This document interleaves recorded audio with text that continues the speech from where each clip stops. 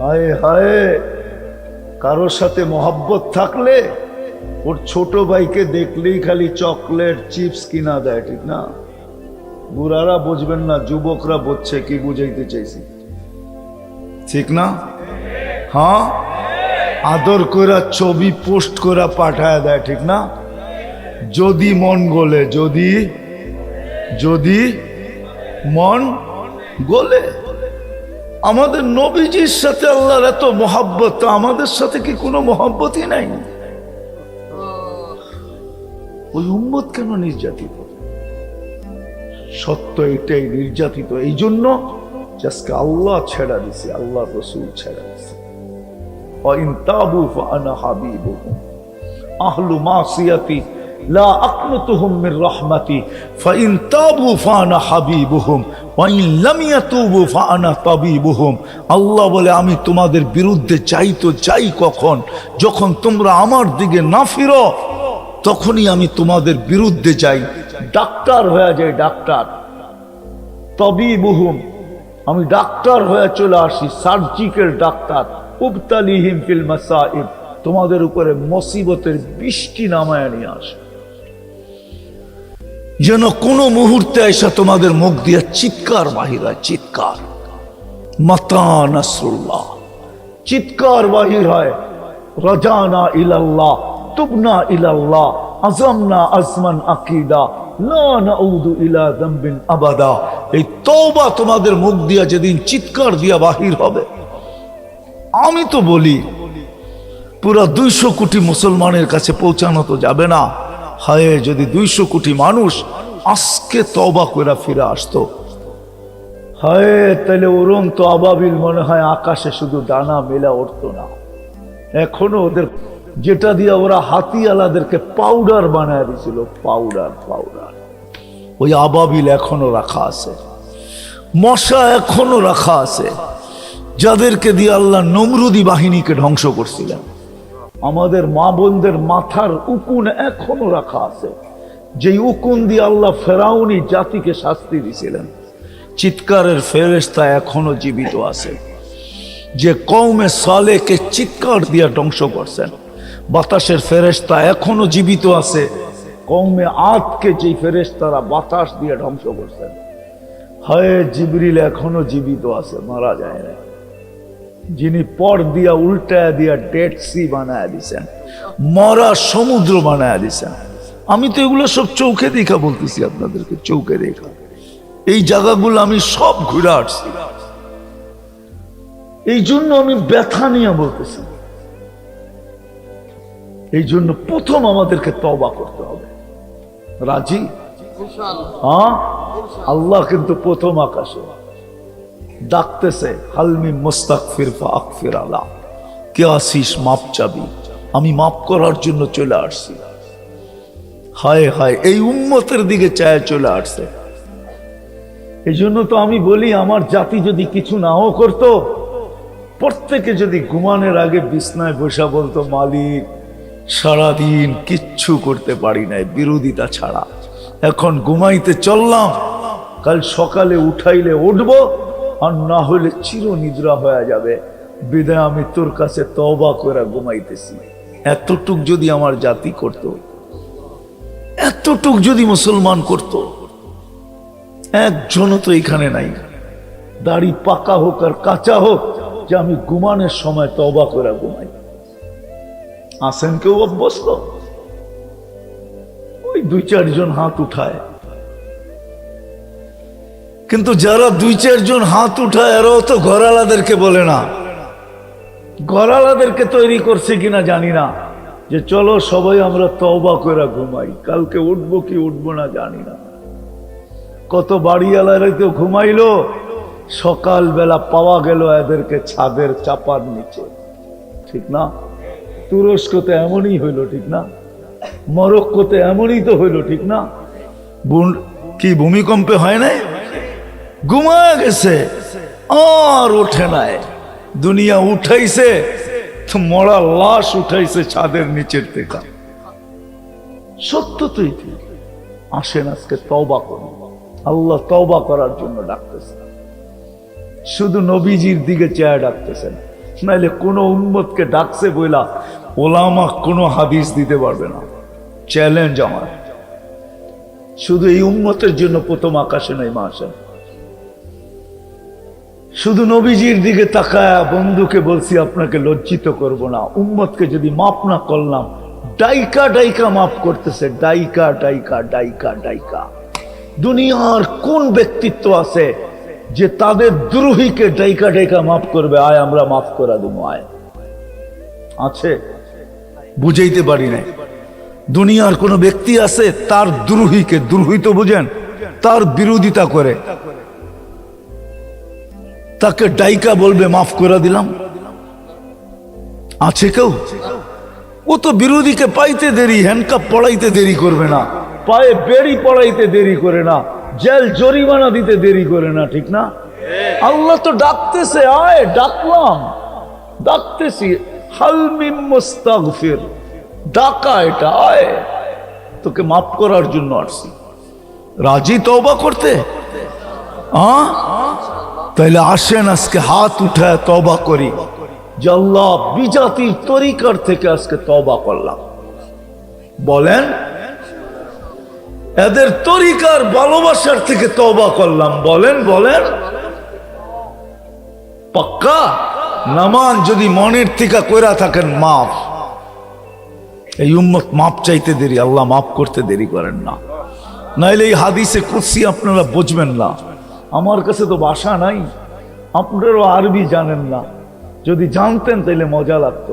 লাউ জামা ইয়া ইবনা আদম লাউ বালাগাত যুনুবুকা ইনানাস সামা ওমা আশরাকতা বি ফাস্তাগফারতানি ফাগফারতু লাকা ওয়ালা উবালি। আল্লাহ বলে, তোর গুনাহ যদি একজনের গুনাহ সৌরজগতের পরিধি ভরা আকাশ ভেদ করে উপরে চলে যায়, তুই আমার জাতের সাথে আর আমার সিফতের সাথে গুণের সাথে কাউকে কখনো সমকক্ষ মনে করিস না। তুই মাপ চাইতে দেরি, আমি মাপ করতে দেরি করব না। তাকায় দেখবো না তুই কত গুনাহ করছিস। এই জন্য মনের থেকে যদি তওবা হয় আল্লাহ মাফ করা দেবে। আসেন আজকের থেকে অঙ্গীকার করি, এইখানে আল্লাহকে জাগা দিব, আল্লাহ রসুলকে জাগা দিব।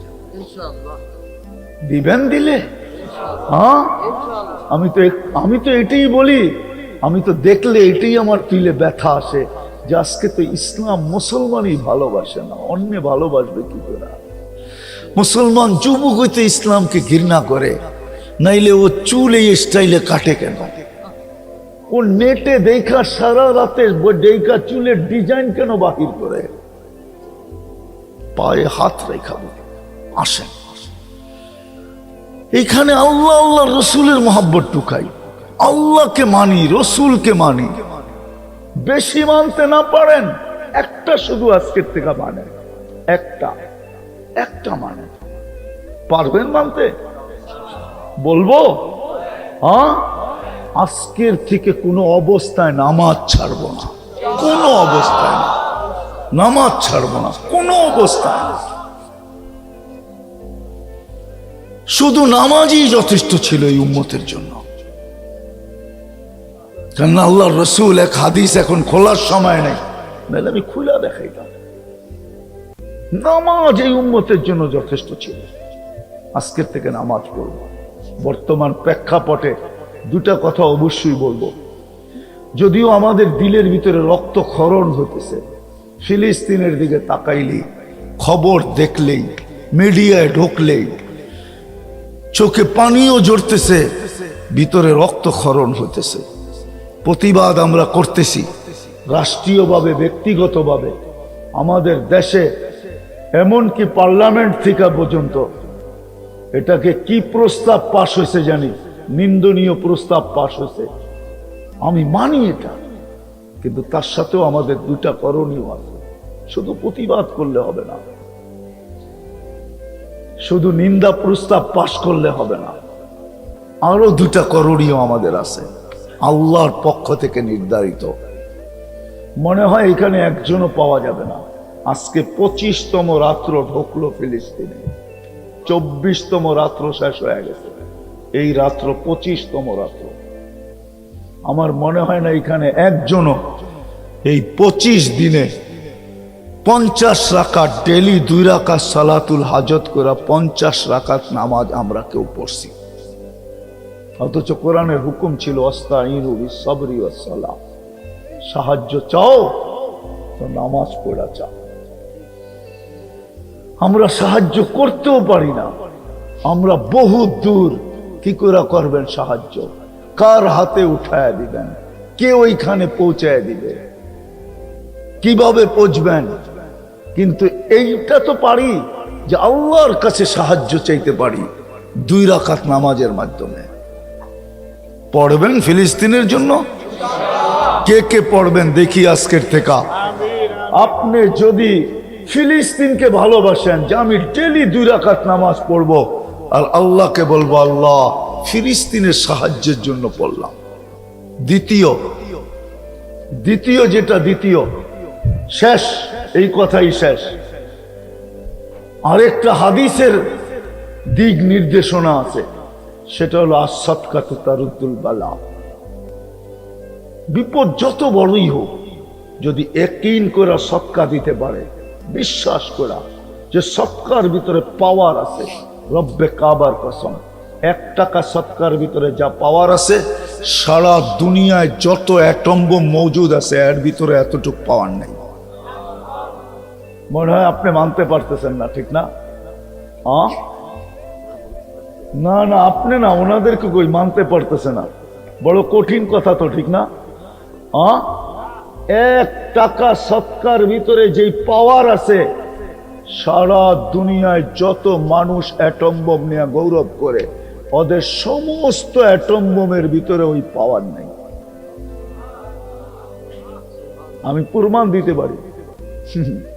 মাঝে মাঝে ড্যামেজও হয়, ড্যাম হয়ে যায়, ঠিক না? কি কি কি কি জানি ফুটায় না আমাদের দেশে,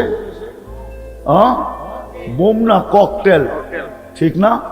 ওটা ড্যাম হয়ে গেলে ফোটে। তাহলে যদি আল্লাহ অ্যাটম বোম ড্যাম করে দেয়, ওটা ফুটবে? আচ্ছা, অ্যাটম বোমের ভিতরে আবার কম্পিউটার সেটিং আছে, এই জন্যই তো ব্রিফকেস লয়া ঘোরে। ওটা সুইচ থাকে ব্রিফকেসে, এই জন্যই লয়া 2 দিন আগেও পেপারে আসছে, রাশিয়ার প্রেসিডেন্ট ব্রিফকেস নিয়ে ঘুরতেছে। মনে হয় কয়েকদিন আগেও আসছে, চায়নায় গেছে যখন ব্রিফকেস সাথে ছিল। আল্লাহ যদি কম্পিউটার সিস্টেম আজকে বাদ করে দেয়, ইন্টারনেট সিস্টেম বাদ করে দিল, তাহলে এটা আর ফুটবে না, এটা উঠানো যাবে না। পারে না? পারে না? না পারে না? না, মনে হয় পারে না, ঠিক না? কেমন পারে? আল্লাহ অমন পারে যে সুয়ের ছিদ্র 100 গুণ ছোট হবে, উট 100 গুণ বড় হবে, তারপরে এই ছিদ্রের ভিতর দিয়ে আল্লাহ উটকে দৌড়ায় নিয়ে যাবে। আল্লাহ এটাও পারে। তাইলে হইতে পারে আমার 1 টাকার সদকা এতটুক পাওয়ারফুল হবে যতটুকু পাওয়ারফুল না সারা দুনিয়ার অ্যাটমে আছে। আমি প্রমাণ দিতে পারি, কিন্তু সময় কম, প্রমাণ বাদেই দিলাম। এই জন্য 1 টাকা ডেলি সদকা করব ফিলিস্তিনের নামে। কে কে রাজি? আমি তরতিব বলে দিতেছি, তরতিব। 10 টাকা নেন, 10 দিনের জন্য 10 টাকা সদকা দিয়ে দেন। 20 টাকা নেন 20 দিনের জন্য, 30 টাকা নেন 30 দিনের জন্য মাদ্রাসায় দিয়ে দেন। 1 চোটে 1 মাসে এই ভিতর থেকে দেন। হতে পারে আপনার সদকা এরকম কালার হবে, এত পাওয়ারফুল হবে যে এইখান থেকে অ্যাটম হয়ে উঠবে আর ওইখানে যে পড়বে,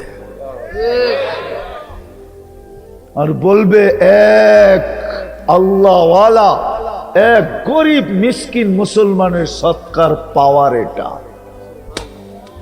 একজনের পাওয়ার যদি এটা হয়, তাহলে বাকি 200 কোটির পাওয়ার কিরকম হবে? প্রত্যেকের ভাবা উচিত। মুসলমান আজকে এত নির্যাতিত কেন? আমি বিশেষ করে যুবকদেরকে বলবো যে তোমাদের অধিকাংশ চালচলনই তো পশ্চিমাদের মতো। ঠিক না? চুলের স্টাইল, কাপড় চোপড়, উঠা বসা, চলা ফিরা, খাওয়া লওয়া। 14 তারিখ, 14 তারিখ চিনো তো? মনে হয় জাগা মতে যায় টোকা লেগে গেছে, ঠিক না? 14 তারিখ, 31st নাইট, এরকম কত ডেই তো আছে। আমরা ওদের চেয়ে ভালোভাবে এটাকে উদযাপন করি, ওরাও এত উদযাপন করে না। আমি তো দেখা বলতেছি, আমি 14 তারিখও ওই দেশে দেখছি যে দেশ থেকে 14 তারিখ আসছে। আমি 14 তারিখে আমেরিকাও দেখছি, 31st নাইট আমি অস্ট্রেলিয়াও দেখছি, আমেরিকাতেও দেখছি। এত উদযাপিত হয় না যত আমাদের প্রত্যেক গলি গলি উদযাপিত হয়। কিন্তু তা সত্ত্বেও তো ওদের কাছে আমরা প্রিয় না, আমাদেরকে বুকে রাখে না, পিঠেই রাখে, ঠিক না? সত্য কি? হ্যাঁ, প্রমাণ দেই। যদি বুকেই রাখতো তাহলে ডেলি যতগুলো পাসপোর্ট বিভিন্ন এমবেসিতে জমা হয় একটাও ফেরত আসতো না। না, ওরা তো জানে আমাদের চাল চলন, উঠা বসা, খাওয়া লওয়া, চলা ফিরা। আমি তো এটাও বলি, কোন নারী যদি বিকেনি পড়েও এমবেসিতে যায় আর পাসপোর্টটা শো করে, ও ওকে দেখবে আর মনে মনে হাসবে যে তোর রূপ দেখা তো, তোর তোর বাহ্যিক রূপ দেখা তো আমরা আকৃষ্ট হব না, আমরা তো পাসপোর্টটা পাঁচ করে দেখবো কাগজে কি লেখা আছে। বুঝাইতে পারলাম কিনা জানি না। কাগজে কি লেখা আছে এটা দেখব। আজকে আমরা মুসলমান এত নির্যাতিত কেন? ওদের রঙে রংলাম, তারপরও নির্যাতিত। এইখানে তো একজনও নাই, বাকিদেরকে তো পাইলামই না গভীর রাত দেখা। যেই কজনই বিয়ে আলা এখানে আছে, বিয়ে করছে, একজনও তো বলতে পারবে না যে আমি বিয়ের সময় হুজুরকে জিজ্ঞাসা করছি যে রাসূলুল্লাহ সাল্লাল্লাহু আলাইহি ওয়াসাল্লামও তো একাধিক বিয়ে করছেন, একটা তো করেন নাই, একাধিক করছেন, 11টা বিয়ে করছেন, আমি তো একটা করব। আমাকে ওনার একটা আদর্শ বলে দেন, আমি ওনার আদর্শ মতে বিয়েটা করতে চাই, যাতে কিয়ামতের দিন আমারও হাত পাতার সুযোগ হয় যে আমি কিচ্ছু করতে পারি নাই, বিয়ের অনুষ্ঠানটা আপনার মতো ছিল, আজকে আমাকে কি দিবেন দেন না। একজনও তো এখানে হাত উঠাইতে পারবে না। আমার কথাটা কি ভুল? একজনও তো আমরা হাত উঠাইতে পারবো না। আমি তো এই জন্যই বলি, ওদের রঙে রঙিন হইলাম, কালচারকে কালচার বানায় নিলাম, ওদের মতো সবকিছু করলাম, তারপরও আমরা ওদের পিঠে কেন, বুকে কেন না? ওরা আমাদেরকে বুকে কেন নিতে পারে না, পিঠেই রাখে কেন? মন চায় তো আসার দেয়। আজকে মুসলমান দুনিয়া নির্যাতিত কেন? কথা বাড়াবো না, রব্বে কাবার কসম, যাকে আল্লাহ মুসলমানের ঘরে সৎ ইচ্ছায় অস্তিত্ব দিছেন, সর্বশ্রেষ্ঠ নবীর উম্মত বানাইছেন, সৎ ইচ্ছায়। ও যতদিন পর্যন্ত আল্লাহর হুকুম আর নবীর তরিকা না মানবে, আদর্শ না মানবে, এটাকে মনে প্রাণে স্বীকার না করবে, নিজের জীবনে প্রতিফলিত না করবে, রব্বে কাবার কসম, ওই দিনও তো মুসলমান নির্যাতিত ছিল না, যখন তাদের ঘরের ভিতরে মাসের পর মাস চুলা জ্বলতো না। আজকে তো 200 কোটি মুসলমান, দুনিয়ার সবচেয়ে বড় টাকা আমাদের কাছে, মুসলমানদের কাছে দুনিয়ার সবচেয়ে বড় টাকা। ডলার বড় না, ইউরো বড় না, পাউন্ড বড় না, অস্ট্রেলিয়ান ডলার বড় না, ক্যানাডিয়ান ডলার বড় না, সিঙ্গাপুরি ডলার বড় না, কুয়েতের টাকা সবচেয়ে বড়, সবচেয়ে। 1 টাকায় $5 পাওয়া যায়, $5, 4 ইউরো পাওয়া যায়। সাড়ে তিন টাকা পাওয়া যায় ব্রিটেনের। সবচেয়ে বড় টাকা মুসলমানদের কাছে। দুনিয়ার সবচেয়ে বেশি সম্পদ মুসলমানদের কাছে। রাগ হয়েন না, লেখা রাখেন একটা একটা করে, বাড়িতে যে তাহকিক করেন। দুনিয়ার সবচেয়ে বেশি সম্পদ মুসলমানদের কাছে। দুনিয়ার সবচেয়ে বেশি লিকুইড সোনা মুসলমানদের কাছে, যেটাকে তেল বলে। তেল, দেশের নাম বলবো? দেশের নাম পর্যন্ত একটা একটা বলতে পারি। দুনিয়ার সবচেয়ে বেশি গ্যাস মুসলমানদের কাছে, এলপি গ্যাস যেটাকে বলে। কুয়েত, আরে কাতার, দুনিয়ার সবচেয়ে বেশি এলপি গ্যাস সাপ্লাই করে কাতার। আমাদের দেশে পর্যন্ত এলপি আসে কাতার থেকে। দুনিয়ার সব সম্পদ মুসলমানদের কাছে। দুনিয়ার সবচেয়ে উন্নত ব্র্যান্ড তৈরি হয়েছে মুসলমানদের জন্য। আপনি ভাবেন ইউরোপিয়ানরা, আমেরিকানরা 20 লাখ দিয়ে ঘড়ি পড়ে? ওরা তো চলে কাঠ পাঞ্চ করে, ওরা 20 লাখের ঘড়ি কোত্থেকে পড়বে? কয়টা রাডু ঘড়ি কোন জায়গায় বিক্রি হয়? দুনিয়ার সবচেয়ে ব্র্যান্ড তৈরি হয়েছে মুসলমানদের জন্য। এক একটা ফ্যাক্টরি এক ফ্যামিলির জন্য, একটা ফ্যাক্টরি। বিশ্বাস হয় না? তথ্য দিতে আসি না আমি এখানে। লন্ডনে শুধু একটা ড্রাই ক্লিনার আছে, একটা, শুধু সৌদি বাদশাদের কাপড় ওয়াশ করে। আর দুনিয়ার কোনো কাপড় ওইখানে ছোঁয়া লাগতে পারে না, ছোঁয়া। ব্রিটেনের প্রধানমন্ত্রী পর্যন্ত ওইখানে কাপড় ধুইতে পারে না। সার্চ দেন, দেখেন আমার কথা সত্য কিনা। সাদ্দাম যতদিন ছিল, শুধু ইটালির একটা ফ্যাক্টরি ছিল, শুধু ওর মেয়েদের জুতা বানানোর জন্য। অনলি একটা ফ্যাক্টরি, আর কারো জুতা বানাইতে পারবে না। দেখেন, সার্চ দিয়া দেখেন। একটা কসমেটিক্সের ফ্যাক্টরি ছিল শুধু এক ফ্যামিলির জন্য, মুসলমান সে। হায় হায়, আমি চিনি ওরা কত দামি খাওয়া খায়, আমি জানি। ওরা তো বার্গার খায়, সার্গার খায়। দুনিয়ার সবচেয়ে দামি খাওয়া খায় মুসলমানরা, সবচেয়ে বেশি আইটেম খায় মুসলমানরা। সবকিছু মুসলমানদের কাছে, তারপরও নির্যাতিত কেন?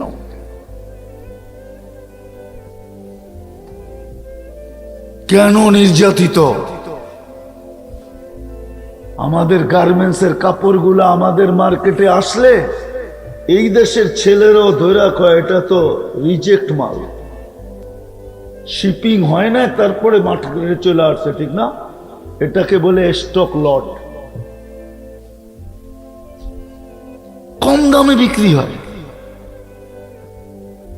তারপরও মুসলমান নির্যাতিত কেন? রব্বে কাবার কসম, কথা গুছায়া শেষ করতেছি।